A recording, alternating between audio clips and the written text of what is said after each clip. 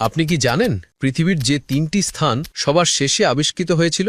একটা সময় ছিল যখন পৃথিবীর মানচিত্র প্রায় সম্পূর্ণ হয়ে গিয়েছিল, তবুও কিছু কিছু জায়গায় রয়ে গিয়েছিল অজানা ও অনাবিষ্কৃত।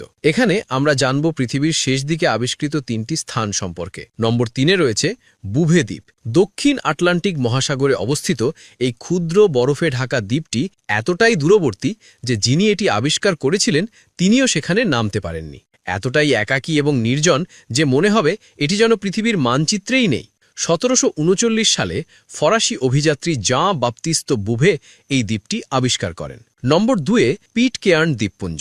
প্রশান্ত মহাসাগরের মাঝখানে এক ছোট্ট স্বর্গরাজ্য। এই দ্বীপগুলো প্রথমে তেমন আলোচনায় ছিল না, কিন্তু এটি বিখ্যাত হয় যখন HMS বাউন্টি নামক একটি ব্রিটিশ জাহাজের কিছু নাবিক তাদের ক্যাপ্টেনের বিরুদ্ধে বিদ্রোহ করে এবং পালিয়ে এখানে লুকিয়ে পড়ে। এই দ্বীপটি ১৭৬৭ সালে আবিষ্কৃত হয়েছিল।